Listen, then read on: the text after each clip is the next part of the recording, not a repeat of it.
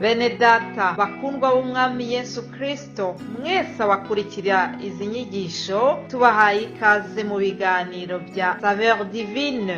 Ibi biganiro mu bitegurirwa n'abavugabutumwa bwiza batandukanye, akaba ari umuhamagaro ugendera ku ijambo ry'Imana byanditse mu gitabo cy'ubutumwa bwiza uko bwanditswe na Matayo ibice 24 umurongo wa 14. Kandi ubutumwa bwiza bw'ubwami buzigishwa mu isi yose ngo bube ubuhamya bwo guhamiriza amahanga yose, nibwo imperuka izahera ko ize. Ibi biganiro mubikurikira ku channel ya YouTube yitwa Saveur Divine. Tubifurije kugubwa neza. Imana Data ari nayo So ibaha umugisha.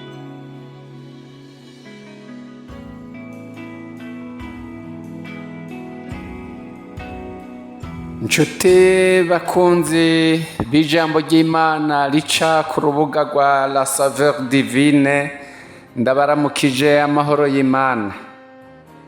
Muri kumwe na mwene so Pasteur Nestor Nsengiyumva i Bujumbura.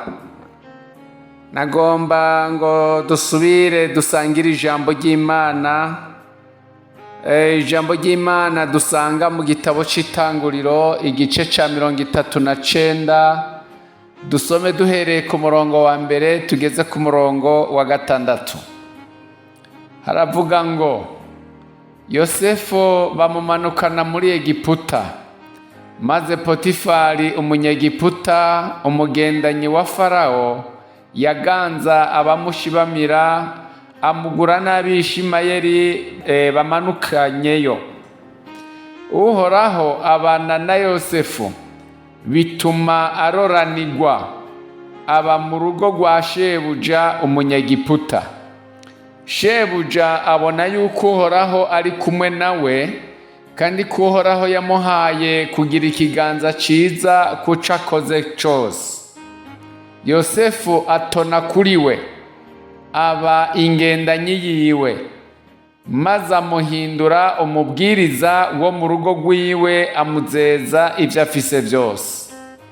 Maze uhereye igihe yamugize umubwiriza wo mu rugo rwiwe, akamuzeza ivyo afise vyose, Uhoraho acaha umugisha urugo rw'uwo munyegiputa ku bwa Yosefu. Umugisha w'Uhoraho uba ku vyo yari afise vyose vyo mu rugo n'ivyo mu ndimiro. Yegurira Yosefu ivyo afise vyose, ntiyagira ikindi yibaza atari ivyarya gusa. Kandi Yosefu yari mwiza w'umunyakaranga. Nagomba ngo twiyumvire kuri iri jambo ryitwa kuba isoko y'umugisha. Kuba isoko y'umugisha. Ijambo ry'Imana rirerekana neza ko uyu muntu Yosefu yari umuvukanyi umwe mu bana 11. Uretse ko mu nyuma havuka uwundi baba 12. Yosefu akundwa cane na se, ariko kandi reka mvuge nti arushiriza gukundwa cane n'Imana. Noneho Yosefu, ijambo ry'Imana riratubarira ngo Imana yaramugendera mu nzozi, ivugana nawe ibizomubako ibicishije mu ndoto. Hanyuma rero izo ndoto kuko zasigura ko abo bavukana hazogera igihe bakamupfukamira, kandi ari we yari mutoya muri bo, ivyo bica bizana ishari n'urwanko. Ndagomba kukubarira mwene data uri kuranyumviriza yuko iyi si turimwo, abo tugendana, abo twiriranwa, abo dukorana, aho tubaye canke aho dukorera canke kw'ishure, eka ahantu hariho hose, umuntu aba hafise abamukunda n'abamwanka, aba hafise abamwiyumvamwo n'abatamwiyumvamwo. Uko vyogenda kose, uko wogenza uko ariko kose, ariko bo gukunda, bo kwanka, nagomba kukubarira ngo nta kintu na kimwe gishobora guhindura umugambi Imana ibifise ku muntu. Ijambo ry'Imana ritubarira rero ngo Yosefu bamaze kumwanka bo bivukana, bagera n'igihe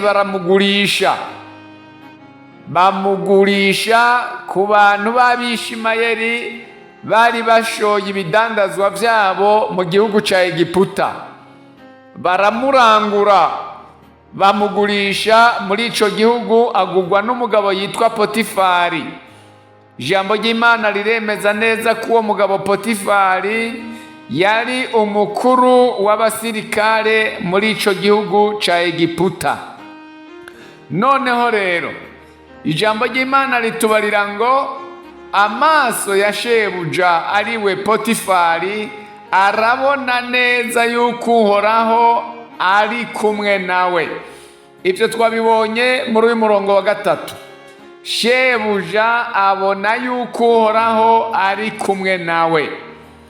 Bibiliya ntiyemeza cyane ngo idutomorere ibigaragaza yuko ibyo Potifari yabonye bigaragaza yuko Uhoraho ari kumwe na Yosefu, ariko uko byagenze kose yarabibonye.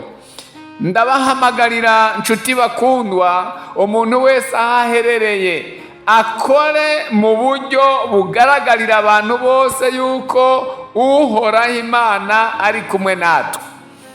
Ibyo tuzokora, ibyo tuzovuga, umwifato tuzogira, ni uzogaragaza yuko Uhoraho Imana ari kumwe natwe. Ijambo ry'Imana ritubarira ngo amaze kubona yuko Uhoraho Imana ari kumwe nawe, ku murongo wa 4, Yosefu atona kuri we, abingendanyi yiwe. Potifari yarumva ko vyoba ari iby'umugisha kuba yoba afise umuntu w'ingendanyi yiwe.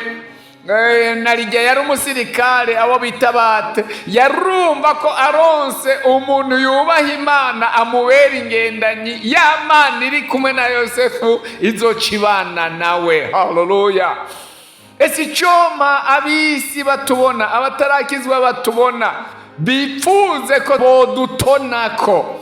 Ijambo ry'Imana ritubarira rero ngo uko Imana yarushirije kubana na Yosefu, niko na shebuja Potifari yumva umengo hari n'ibindi yomuzeza.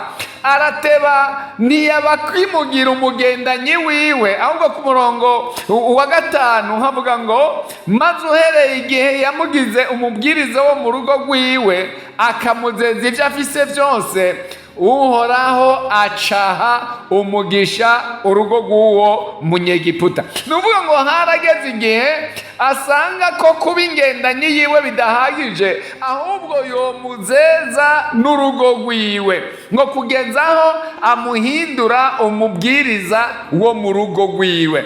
Mbere ku murongo wa 4 avuga ngo amuzeza ibyo afise byose.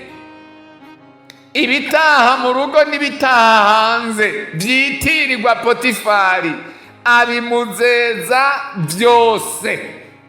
Haleluya. Iyi Imana ibanye natwe, bituma tuba isoko y'umugisha aho tubaye. Yosefu ngo ashitse mu rugo rwa Potifari, ijambo ry'Imana ritubarira ngo Imana iha umugisha urugo rwiwe.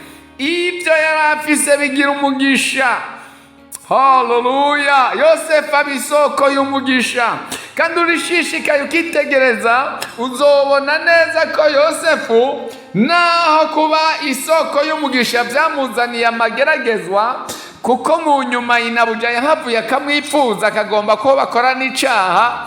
Ariko ndagomba kukubarira ngo ibyatumye Yosefu aba isoko y'umugisha nuko bwa mbere egomeye abana n'Imana, ariko bwa kabiri yari umuntu yirinda icaha. Agasanga rero ugomba kuba isoko y'umugisha uherereye. Bumuntu agendana n'Imana, kugendana n'Imana navyo bizozananwa nuko iyo Mana tuyubaha, ibyo igomba ko tukora tukabikora, ibyo yatubujije tukabireka. Ibyo bizotuma Imana ibana natwe. Niyabana natwe tuzoba isoko y'umugisha aho duherereye. Abana bacu bazogira umugisha, ababyeyi bacu bazogira umugisha, abo twubakanye bazogira umugisha, abo dukorana bazogira umugisha, naho n'abo dusangiye kumbure za bizinesi bazogira umugisha.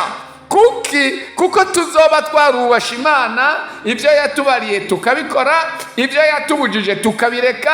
Ibyo bizotuma ibana natwe, iduha umugisha.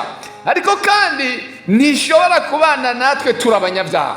Ubwo rero biradusaba umwe wese ku ruhande rwiwe icyo yiyizi ko cyose acihane, icyo ijambo ry'Imana ryamubujije akireke, icyo ijambo ry'Imana rimutegeka agikore. Ibyo nibyo bizotuma Imana ibana natwe, kandi niyabana natwe tuzoca tuba isoko y'umugisha aho duherereye. Ndabifurije rero nshuti bakundwa mwese munyumviriza muri iki kiganiro La Saveur Divine, yuko twoba isoko ry'umugisha, yuko mwoba isoko ry'umugisha umwe wese ahaherereye. Mana yo mwijuru ahezagire mu izina rya Yesu Kristo umwami n'umukiza wacu. Amen. Amen. Amen.